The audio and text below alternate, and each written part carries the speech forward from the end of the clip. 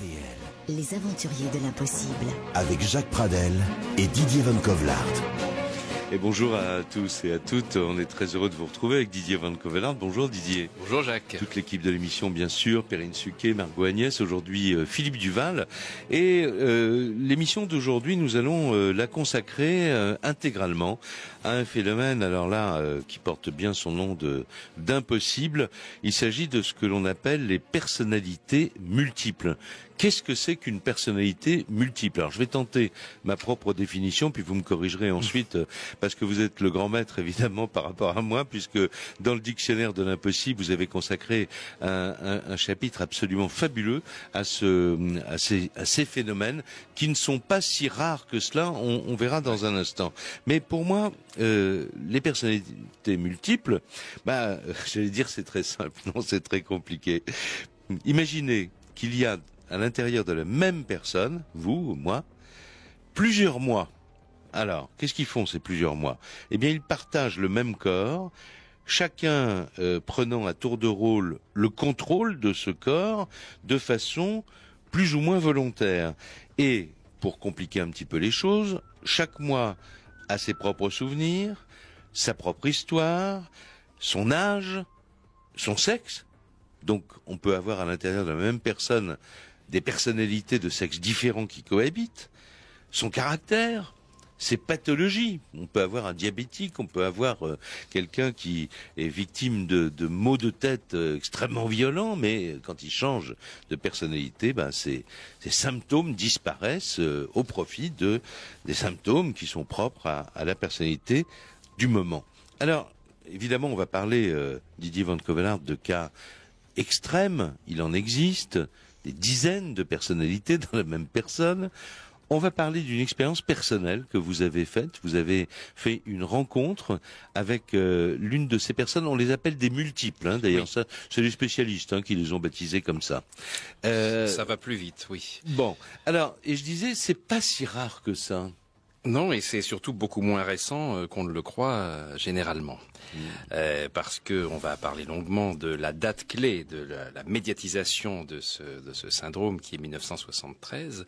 Mais déjà, à la fin du 19e siècle, le docteur Bourru à Paris, le psychologue Pierre Janet, le neurologue Morton Prince et Sigmund Freud avaient déjà défini ce syndrome face au cas de certains patients qu'ils avaient examinés. C'est-à-dire donc des gens qui sont à tour de rôle, des personnalités différentes, avec non seulement, comme vous le disiez, leur propre histoire, leur propre langage, leur propre maladie, leurs propres obsessions, et comme si notre corps était une espèce de gigantesque squat dans lequel se réfugiaient ces personnalités étranges. Alors, excusez-moi, mais j'ai une pensée parasite. On peut trouver des fumeurs invétérés, par exemple, et des gens qui veulent au contraire essayer d'arrêter de fumer. Des gens qui sont allergiques au gluten, lorsqu'ils sont habités par telle personnalité, appelons-le Henri. Oui. Voilà, lorsque je suis Henri, je suis allergique au gluten, je mange du pain, j'ai une allergie terrible. Oui. Mais si j'ai envie de manger de pain, je deviens Max. Alors Max, qui lui n'est pas allergique, et il y a même ce cas extraordinaire d'une psycho, c'est un cas très récent, connaissant l'un de ses patients, et ce patient est piqué par une guêpe au moment où il est l'une de ses personnalités qui est allergique. Donc aussitôt œdème gigantesque et danger d'étouffement. Et alors la psy va l'aider à devenir une de ses autres individualités qui n'est pas du tout allergique, de manière à le sauver, et on voit tout de suite l'œdème qui disparaît. Donc ça paraît complètement fou, mais le dossier médical est gigantesque, et bien que ce dossier médical soit indéniable, il y a de fortes suspicions que ce syndrome n'existe pas. Alors, on va voir pourquoi tout à l'heure. On va voir pourquoi il existe, surtout pourquoi, puisque les psychiatres, notamment américains, mais je crois que cette sorte de codex s'impose à l'ensemble de la profession psychiatrique à travers le monde, répertorie dans un annuaire les maladies mentales. C'est le fameux DSM, en fait, qui fait l'autorité. C'est le manuel de tous les troubles psychiatriques officiels de l'association des psychiatres américains. américains. Ouais. Et donc, ce que je voulais dire pour finir ma phrase, c'est que ces psychiatres américains ont fait entrer à une certaine époque, à cause d'une certaine histoire que nous allons raconter, cette affection, ces personnalités multiples, dans le cadre donc de leur annuaire. Et précisément en 1973. Et c'est un succès de librairie qui a amené ce manuel diagnostique et statistique des troubles mentaux à introduire ce syndrome des personnalités multiples. Sibylle, est-ce que ça vous dit quelque chose? Alors, bon, je vais être honnête, non. Alors, pas avant de vous lire, en tout cas. Hein, alors, Sibylle, eh bien, c'est l'histoire d'une patiente, c'est un pseudonyme en fait, ça a été un grand best-seller américain, biographie d'une patiente guérie de ses 16 personnalités différentes par le docteur Cornelia Wilbur. Et ce livre, Sibylle, écrit par Flora Retta Schreiber, publié en France chez Albin Michel en 1974, a provoqué un engouement littéraire gigantesque et une reconnaissance scientifique de cette maladie qu'on avait oubliée depuis Freud et autres, et Charcot aussi, bien sûr, qu'il avait diagnostiqué. Et alors, tout à coup, la reconnaissance officielle de cette maladie déclenche 50 000 nouveaux cas. D'accord, une épidémie, quoi. En quelques mois. Ouais. Alors, on se dit, est-ce que c'est un vrai syndrome, ou est-ce que c'est une imitation? Est-ce que c'est psychosomatique? Ou bien est-ce que les gens, tout à coup, se disent, ah, mais donc, c'est cela que j'ai, c'est ce trouble-là. Moi aussi, je suis victime de ces personnalités multiples que je cachais jusqu'alors. Oui, alors comme je vous ai répondu avec honnêteté que Sibylle, ça me disait rien avant de lire le dictionnaire de l'impossible, je vais donc vous interviewer. Cette Sibylle, donc c'est le prénom d'une patiente, elle a un thérapeute dont vous avez cité le nom. Comment est-ce que cette histoire de personnalité multiple est apparue? Au cours d'entretiens psychiatriques ou d'un traitement psychanalytique? Justement, c'est le nœud du problème et de la polémique, puisque donc très rapidement cette psy a été accusée d'avoir provoqué ce syndrome chez sa patiente par hypnose, par injection de faux souvenirs. Il faut savoir qu'il y a un point commun dans par exemple quasiment tous les cas de personnalité multiple, ce sont des mauvais traitements suivis pendant l'enfance. Des viols, des incestes, de la violence des agressions sexuelles. Voilà. Et cela remonte pendant les séances de psychanalyse. À la conscience, Mais est-ce que ce sont de vrais souvenirs ou est-ce que ce sont des souvenirs induits par hypnose de la part du thérapeute? Le docteur Wilbur a été accusé de cela et on va en reparler après une pause. RTL. Les aventuriers de l'impossible. Avec Didier Van Covelart, aujourd'hui nous nous intéressons aux personnalités multiples avec cette question. De quoi s'agit-il? Comment expliquer ce phénomène? Est-ce que les gens qui se sentent ou qui se disent habités par une, deux, trois, quatre, voire plus autres personnalités mentent? Est-ce que ce sont des gens qui veulent faire parler d'eux? Est-ce qu'ils sont authentiquement fous, alliés?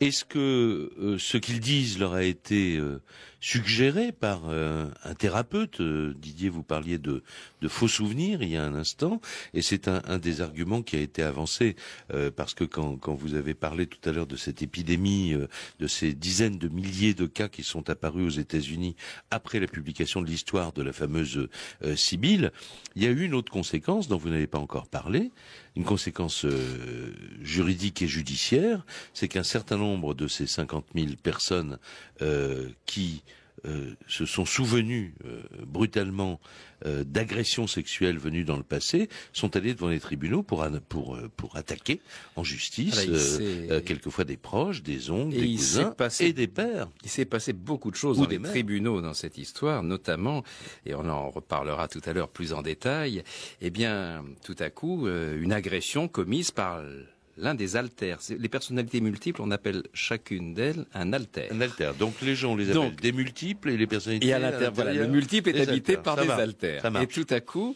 comme on est un alter, l'autre, comme l'alter ego. Oui, bien sûr. Et tout à coup, on traîne en justice Jacques Pradel, qui est habité par un alter accusé de coups et blessures sur une autre personne, mais les autres personnalités qui composent Jacques Pradel disent mais nous on n'y est pour rien, donc vous n'allez pas nous juger, nous aussi. Ouais. Donc vous allez voir tout à l'heure dans quelle logique on entre à partir de cela. Oui, parce que vous avez répertorié un certain nombre de cas, vous n'avez pas inventé. Croustillant. Là, c'est pas le romancier, on est bien d'accord. Non, c'est pas le romancier. Le romancier pourrait vous dire que nous sommes tous multiples.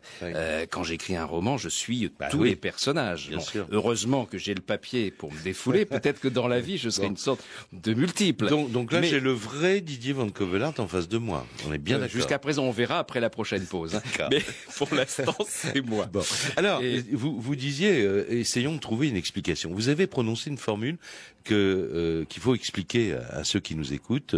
Qu'est-ce que ça veut dire hystérie de conversion? Parce que c'est une des hypothèses pour expliquer le phénomène. Alors ça, c'était le docteur Jean-Martin Charcot, le célèbre mandarin de la Salpêtrière, qui soignait donc ce qu'on appelait à l'époque l'hystérie.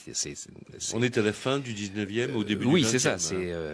Et Charcot soignait avec une manière très particulière, dans sa grande salle de la Salpêtrière, en public, sur estrade, ces personnes. Vous avez dû voir des photos, des femmes généralement très fortes, très difformes, avec vraiment tous les troubles intérieurs sortaient vers l'extérieur. Et c'était aggravé par, tout à coup, le fait de parler des langues bizarres, d'être une autre personnalité tout à coup. De perdre des dizaines de kilos ou d'en gagner. Oui, surtout d'en gagner. Hein. Mais alors ça a disparu. Et pourquoi ça a disparu? Grâce au traitement de Charcot, qui était l'exposition publique et l'hypnose en public. Et en fait, c'était des personnes que la psychanalyse soigne aujourd'hui, même si les symptômes sont beaucoup moins forts, c'est-à-dire des gens qui étouffent en eux-mêmes, qui somatisent parce qu'ils ne peuvent pas exprimer leurs problèmes. Et c'est leur corps qui exprime leurs problèmes inconscients par ce genre de prodige. Voilà, mais on a, à mon avis, un peu trop hâtivement assimilé les personnalités multiples à ces cas d'hystérie que traitait Charcot. Alors, on disait tout à l'heure, ça pourrait être un faux syndrome, finalement, mais vous avez des arguments, vous, de ce côté-là. Oui, alors, faux syndrome, c'est-à-dire on s'imagine qu'on a ça et c'est purement psychosomatique. Oui, d'accord. Simplement, il y a des modifications biologiques réelles qui ont été constatées. Et alors, outre que ces personnes présentent ces personnalités multiples présentent des structures d'ondes cérébrales différentes, on leur a fait des électroencéphalogrammes, et c'est qu'en fonction de la personnalité qui les occupe, c'est pas différent. Mais même la voix change. L'empreinte vocale change. Or, vous savez qu'on a tous une empreinte vocale comme on a les empreintes digitales ou une empreinte génétique. Et si, je vous le confirme. Non, je vous dis non. Vous n'avez pas. Non. Adressez-vous aux experts de police scientifique, ils vous diront que l'empreinte vocale n'existe pas. On peut trouver des correspondances, on peut identifier les fréquences sur les cadences. On ne peut pas parler d'empreinte vocale. Mais en tout cas, je ne suis pas moi-même un expert. Mais en tout cas, les cadences vocales, les similitudes spectrales, comme disent les experts, que je connais aussi, peut-être pas les mêmes. On connaît pas les mêmes. Donc, on définit sur une même personne qui parle sous des identités différentes, des différences spectrales dans la voix. Mais il y a encore plus incroyable que ça. On parlait tout à l'heure de certains qui ont une allergie ou pas. Il y a le problème des yeux. Certains sont myopes, d'autres sont astigmates, d'autres sont hypermétropes. C'est-à-dire qu'il y a des personnes qui doivent se déplacer avec 5 paires de lunettes différentes, suivant la personnalité qui prend le contrôle d'eux-mêmes. Et une autre qui a un regard d'aigle, carrément. Oui, c'est-à-dire qu'on est vraiment là dans la puissance de l'esprit, d'une construction de l'imaginaire, parce que c'est de cela aussi qu'il est question, ou alors on imagine que c'est une possession d'entités extérieures qui viennent atterrir en vous. Bon, ça c'est un autre débat. Bon. Mais tout ce qu'on peut dire aujourd'hui, c'est les manifestations extérieures. Là, on peut se prononcer. Et puis des gens qui sont des personnalités qui ont des dons artistiques différents, des femmes qui ont leurs règles 3 fois par mois. Parce qu'elles ont... Parce qu'elles changent. Chacune de ces personnalités, quand elle occupe le corps, et qui n'ont pas le même cycle, a son propre cycle. Ouais. Là encore, on est peut-être dans des choses totalement psychosomatiques, mais les manifestations sont réelles. Alors, je vais vous poser une colle, et vous demander de la résoudre en à peu près une grande minute, qui nous reste avant la prochaine pause. On parle souvent, et on associe souvent, ces phénomènes à des femmes. Eh bien, il y a des hommes. Ah oui. Et vous vous êtes renseigné. Oui, un certain Cameron West. Oui. Lui, le cas de Cameron West était assez intéressant. C'est un cas récent. C'était il y a moins de 20 ans que ça a commencé. Là encore, une enfance maltraitée. Un grand coming out en 1999 sur le plateau d'Oprah Winfrey. C'est-à-dire qu'il est venu avec sa femme et sa femme a expliqué comment elle vivait avec un monsieur qui était plusieurs, quoi. Voilà, notamment un enfant. Il y a très souvent des enfants qui s'installent aux commandes de ces personnes. Et notamment lui, comme je disais tout à l'heure, a passé un électroencéphalogramme qui a montré justement que l'activité était totalement différente suivant les personnalités. Et ils étaient venus témoigner que c'était possible de vivre avec ce genre de manifestation. Témoigner à l'américaine, c'est-à-dire la femme disait non, c'est très difficile de vivre avec 15 personnes, quoi, à la fois. Donc, sans savoir laquelle on a. Bon. Pour revenir sur l'enfant, par exemple, quand il était cet enfant, il avait par exemple, vous êtes malade, vous prenez un médicament. En dessous de 15 ans, danger de surdose. Eh bien, le médecin prescripteur devait tenir compte de cela pour éviter qu'il ne devienne malade de surdose lorsqu'il était un enfant. Il prend son médicament à 20h et puis en fait c'est l'enfant qui a pris les commandes et il peut faire une surdose. Danger de surdose. Bon, j'ai un léger malaise mais je vais me remettre, on va faire une pause. Restez vous-même. Je vais essayer de rester moi-même.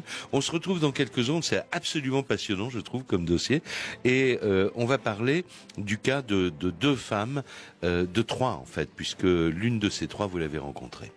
Les aventuriers de l'impossible. RTL. Les aventuriers de l'impossible, c'est-à-dire mon ami Didier Van Covelart et moi. Nous avons notre cap, comme d'habitude, et aujourd'hui nous essayons de résoudre un mystère, ou en tout cas d'essayer d'éclairer un petit peu un mystère qui plane autour du problème des personnalités multiples. Alors, maintenant, on va prendre des exemples extrêmement frappants que vous avez répertoriés, Didier Van Covelart, et on va commencer par raconter l'histoire d'une certaine Juanita Maxwell. Alors, Juanita Maxwell, je voudrais juste dire, avant de vous laisser raconter l'histoire, que ça se passe d'abord en 1979, que cette jeune femme, dans un accès de colère, va frapper et étrangler une vieille dame qui refusait simplement de lui rendre un stylo qu'elle lui avait prêté. Et la suite, vous allez la raconter parce qu'elle est extraordinaire. Évidemment, il y a le cadavre de la vieille femme, mais Juanita a disparu. Les policiers font leur enquête, ils vont arriver à son identité et ils vont arriver, comme fait tout bon policier, le lendemain matin à 6h, à l'heure du laitier. Mais attention, vous avez dit « elle a tué ». Vous avez employé le mot de Juanita Maxwell. Or, Juanita Maxwell n'est que la structure d'accueil, selon elle, de différentes personnalités, dont la personnalité meurtrière. Et en fait, l'altère, comme on disait tout à l'heure. Et alors, la meurtrière s'appelle Vanda. Et c'est cette Vanda à l'intérieur d'elle qui trouve que la naïve Juanita, donc celle qui normalement est la personnalité dominante, avait prêté un stylo qu'elle tenait, on ne lui rendait pas, et donc elle est allée étrangler la vieille dame. Ce que je voulais dire simplement, c'est qu'à 6h du matin, à l'heure du laitier, quand les policiers se pointent chez elle, trouvent Juanita endormie, ils la réveillent pour lui dire « vous avez tué cette femme », elle ne se souvient de rien. Non. Parce que Juanita, là, qui a repris les commandes, évidemment, ignore ce que Vanda a fait. Enfin, je dis évidemment dans la logique, bien sûr. Comment on a découvert l'existence de Vanda? Elle a dit non, moi, c'est pas moi. Mais... Non, mais il y avait les témoins. Puis là, on se retrouve au tribunal. Et là, il y a cette jurisprudence extraordinaire, prise en 1979 dans le comté de Lee, en Floride, puisque, évidemment, Juanita dit, ce n'est pas moi, c'est une des personnalités. Et alors... Le juge, contre toute attente, accepte que témoignent les différentes personnalités de la maisonnée Maxwell, comme on dit la maisonnée à l'ensemble des personnalités. Il y en a tellement chacune d'elles prétend serment à tour de rôle avec sa voix et son identité propre. Donc là, on est sur quand on lit les minutes du procès, c'est assez extraordinaire. Et Juanita a été déclarée irresponsable. Alors bon. Vu que c'était l'une de ses occupantes qui avait fait ce crime, mais elle a quand même été internée pendant 7 ans, avec bien sûr son alter Vanda qui est à l'intérieur d'elle-même. Ouais. Et une fois libérée, la fameuse Vanda va braquer 2 banques pour aider Juanita à repartir dans la vie. Ah, parce qu'elle avait plus de sous, la pauvre Juanita, alors Vanda, c'est... Ah ben c'est ce qu'explique Vanda quand elle prend la parole dans le corps de Juanita, et elle dit, si j'étais pas là, la pauvre, elle s'en sortirait jamais. Bien vu. Donc, je pense qu'elle s'est retrouvée à nouveau chez le psychiatre. Écoutez, c'est une affaire qui a été plusieurs fois. Elle a été libérée, elle était retournée en prison, mais non. La grande question qui se pose, du coup, au législateur, est-il juste de condamner quelqu'un pour un forfait commis par quelqu'un d'autre, même s'il partage le même corps? D'où la question sous-jacente: un multiple a-t-il droit à des avocats différents pour chacune de ces personnalités? Alors c'est extraordinaire, et comme vous aviez attiré mon attention sur Juanita Maxwell, j'ai cherché un peu de documentation de mon côté. Alors j'ai trouvé une chose formidable, c'est que quand je vous dis oui, elle s'est retrouvée devant les psychiatres, mais cette fois-ci, elle a été soignée. Et un jour, on a déclaré qu'elle était guérie. Donc en 1991, elle a été libérée. Et vous savez ce qu'elle est devenue? Elle est devenue infirmière. Sauf qu'il y a un problème, c'est que une infirmière aux États-Unis ne peut pas exercer son métier si elle a un casier judiciaire. Donc actuellement, Juanita Maxwell fait un procès à l'État pour avoir la permission d'exercer son métier d'infirmière. Est-ce que c'est Vanda qui fait le procès pour Juanita, ou est-ce que c'est l'injustice? Allez savoir. Parlez-moi de Cassandra. Qui est Cassandra? Alors Cassandra, c'est le contraire. C'est quelqu'un qui a décidé de gérer le plan d'occupation de la personnalité et de se servir de ce qui, quand même, paraît un syndrome terrible où il y a vraiment de quoi devenir fou si on ne l'est déjà. Et en fait, Cassandra a défini ce qu'elle appelle l'actualisation parallèle. C'est-à-dire que, voilà comment on résume son témoignage. Elle a fait beaucoup de conférences de presse et autres. À tout instant, même si elle n'occupe pas le devant de la scène, ses personnalités de rechange n'en sont pas moins présentes. Et donc Cassandra peut penser sur plusieurs canaux à la fois, travailler simultanément à la rédaction de plusieurs documents, plusieurs livres. Le rêve, pour vous, pour moi. Et pour vous, ah oui, ça. Voire de dormir pendant que ces autres personnalités s'occupent de la cuisine ou du ménage. Alors une espèce de cohabitation planifiée. Ça veut dire que quand une de ces personnalités fait le ménage, elle n'en a pas conscience, en fait. L'autre n'en a pas conscience. Non, c'est-à-dire qu'il y a une part d'elle-même qui dort pendant que l'autre travaille et qui. Bon, c'est une vraie énigme qui paraît en effet complètement dingue. On a l'impression d'être chez les fous, mais là encore, on a des manifestations physiques extérieures qui sont la conséquence de ce partage du corps par différentes personnalités, et là qui sont vraiment troublantes. Alors je disais en commençant cette émission que vous alliez parler d'un événement qui vous est arrivé. Ça vous ramène en fait à la veille du bac, je crois, et vous avez rencontré, alors j'allais dire une personnalité extraordinaire, non, 3. Il y en avait une qui s'appelait Sylvie, l'autre Samira, et la troisième Jeanne, mais vous l'avez découvert pas tout de suite, évidemment, j'imagine. En fait, j'ai été amoureux d'une fille, et en fait j'étais amoureux de 3 filles. Il y en avait... Ça se complique. Il y en avait 2 en elle qui m'aimaient bien, et une troisième qui en aimait un autre. Et c'était la même personne.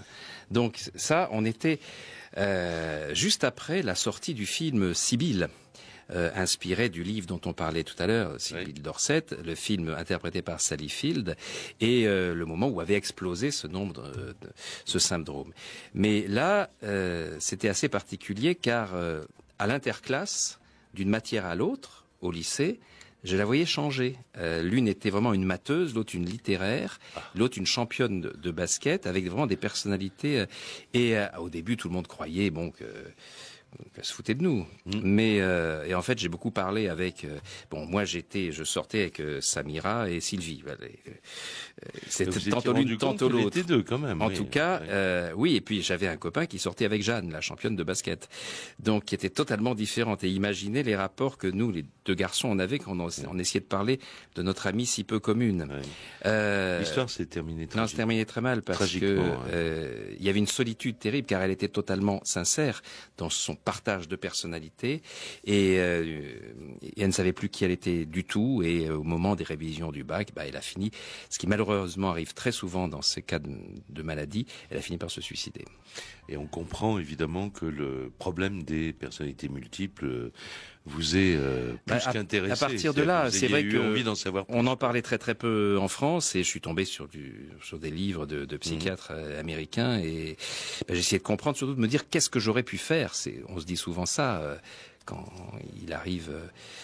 Quand quelqu'un que vous aimez se suicide, comment j'aurais pu empêcher ça? Et là, on découvre, à la fois ça prête à sourire, cette pathologie, et c'est un drame de solitude terrible quand on ne sait plus qui on est parce qu'on est trop de personnes à la fois. On se retrouve dans quelques instants. Les aventuriers de l'impossible. Jacques Pradel, Didier Van Kovlart. Sur RTL. Et le mystère des personnalités multiples.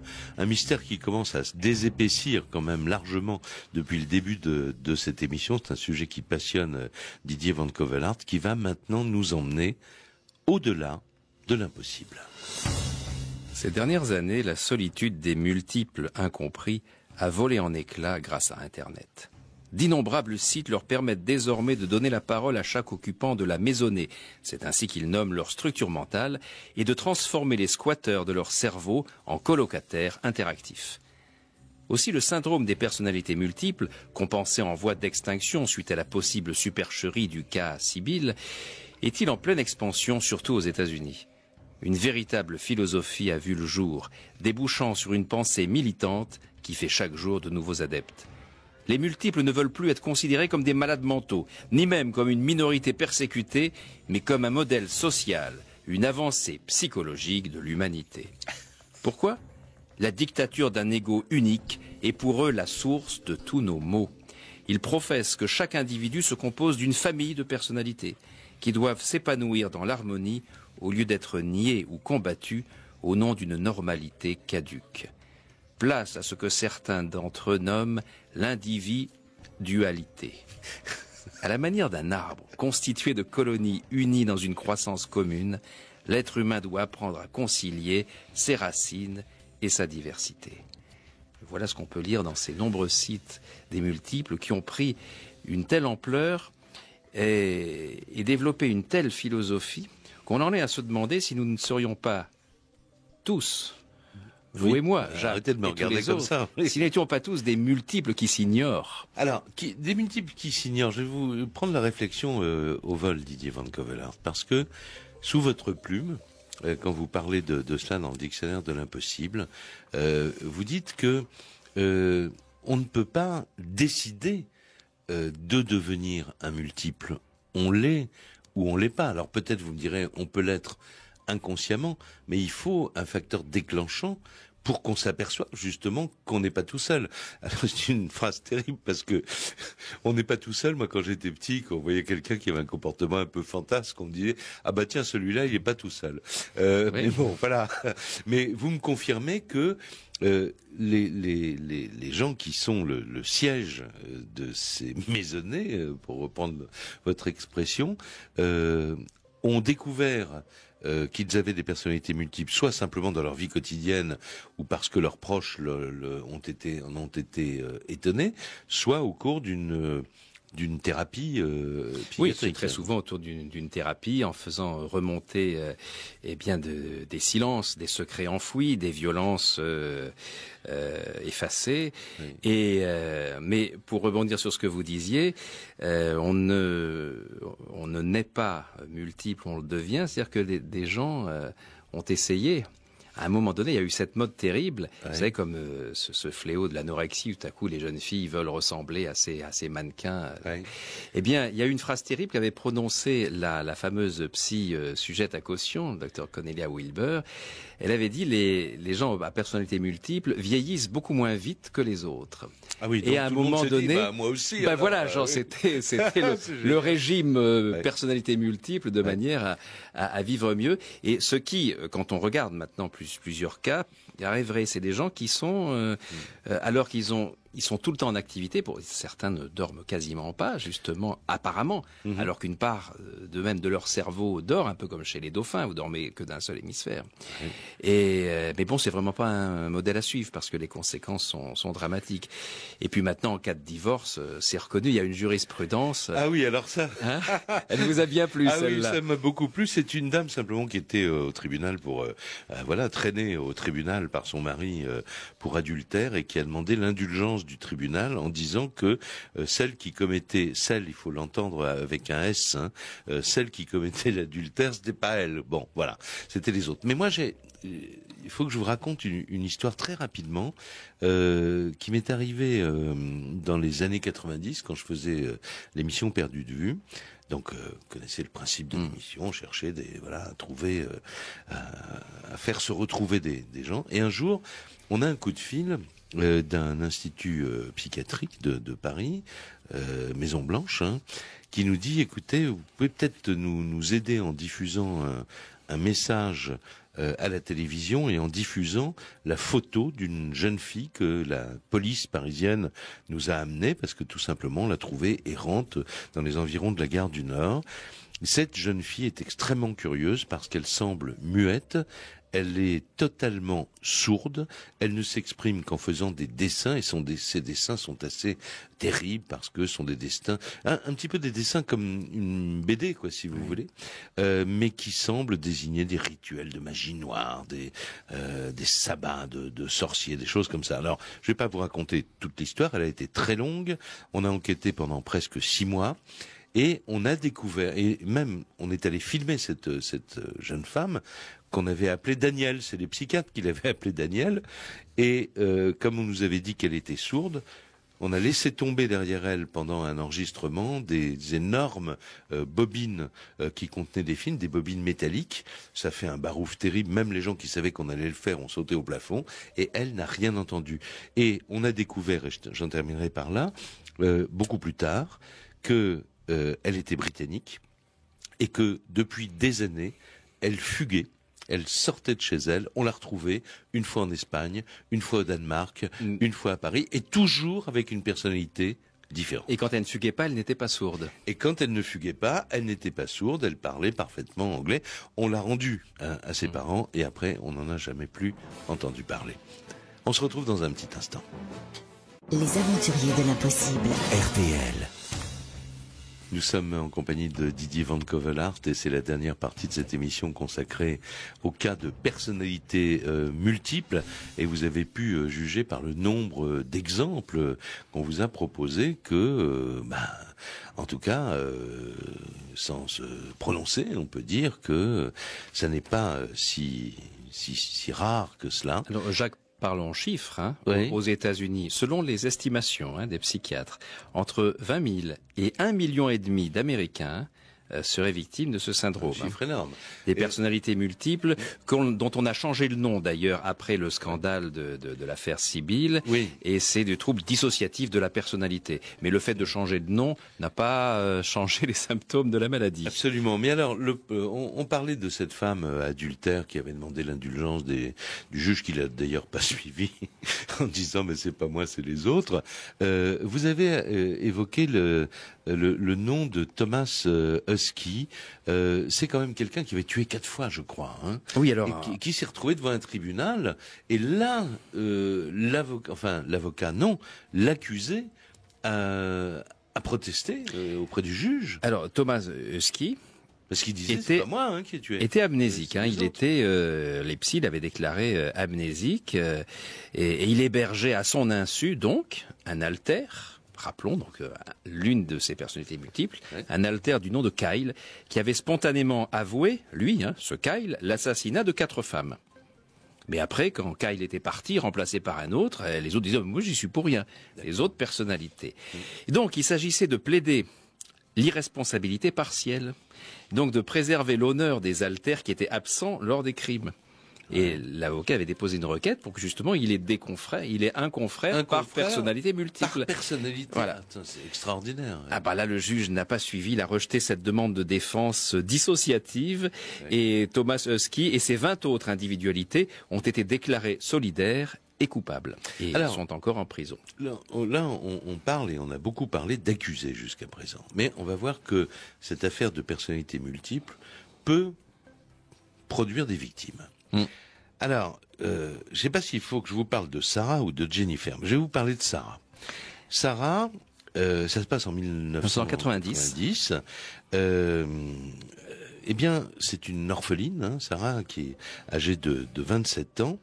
Elle a 46 personnalités. Et un jour, un monsieur va l'emmener en voiture faire un tour. Et ça va se compliquer gravement, mais ça, vous allez nous le raconter. Donc, cette jeune fille... charmante, assez perturbée, très occupée, comme vous l'avez dit, par 46 personnalités, mais qui avait un cercle d'amis, qui connaissaient tout cela. Et un jour, un jeune homme l'embarque dans sa voiture et il demande à parler à celle d'entre vous qui aime le plus s'amuser. Ah, parce qu'il sait qu'elle a des... Eh oui, c'est pour ça ce que je vous disais, ça. Donc il en profite. Et il lui dit, le salaud, il la met dans sa voiture. Pas en magasin, quelqu'un. Et alors au début, Sarah, qui elle est très sage et tout, mais il est de notoriété publique, qui est l'une de ses composantes, répondant au prénom de Jennifer, elle est très très chaude et très et ça va se terminer par un acte sexuel, sauf que c'est-à-dire que Jennifer prend alors le contrôle, on l'appelle. Elle vient, apparemment. Oui. Elle devient donc Sarah se laisse complètement envahir par cette personnalité de Jennifer, et par qui prend le contrôle de ce corps en indivision, si je puis dire, qui du coup se laisse posséder. Donc il s'agit bien d'un viol aggravé par l'abus de faiblesse. Voilà, parce qu'après elle va porter l'accusation. Elle va porter plainte pour viol. Eh oui. Puisque donc redevenue Sarah, elle était violée. Et là, c'est l'accusé qui va se défendre en disant oui, mais c'est pas elle que j'ai pas violée. L'accusation, elle était consentante. L'accusation dit c'est viol aggravé par l'abus de faiblesse, et puis puisque l'agresseur connaissait le trouble mental de Sarah et qu'il en a profité. Et la défense riposte, non, puisque Jennifer, qui occupait le corps au moment du viol, elle était consentante. C'est une question d'actualisation de l'occupation, vous voyez. Ouais. Mais le président a très bien actualisé tout ça à la fin du procès. Je nuancerai votre optimisme, parce que au terme d'un procès quand même assez homérique, qui verra se succéder à la barre devant les caméras de télé, j'ai vu un bout du film, 15 témoins de l'accusation incarnés par Sarah, dont un garçon très macho, furieux, je cite, d'être coincé dans un corps de femme incapable de pisser debout. Voilà ce qu'on entendait à la barre. Et à l'issue de ces débats, le juge a déclaré l'accusé coupable de viol, mais il a ordonné sa libération. D'où on peut supposer que ce magistrat était peut-être lui-même en butte aux divergences de ses personnalités multiples. Pour terminer, je vais vous mettre une cerise sur le gâteau. On est à quelques secondes de la fin de cette émission. C'est une affaire aussi réelle. Une femme qui s'appelait Suzanne. En 1995, elle porte plainte contre un psychothérapeute. Pourquoi ? Parce qu'elle était allée le voir pour faire de l'hypnose, pour arrêter de fumer. Il y a plein de gens qui font ça. Et puis et lui s'est aperçu pendant les séances d'hypnose qu'elle était une multiple. Et elle ne le savait pas jusque-là. Mais quand elle s'est réveillée de la séance d'hypnose, elle s'est vue envahie par 3 gros fumeurs. Et donc, au lieu de réussir à arrêter de fumer par l'hypnose, cette malheureuse femme passait ses nuits à fumer cigarette. Enfin, cette malheureuse femme. Les autres, qui étaient en elle, n'arrêtaient pas de fumer cigarette sur cigarette. Elle a attaqué son psychothérapeute en justice. Voilà. Eh bien, écoutez, méditez sur le cas des personnalités multiples.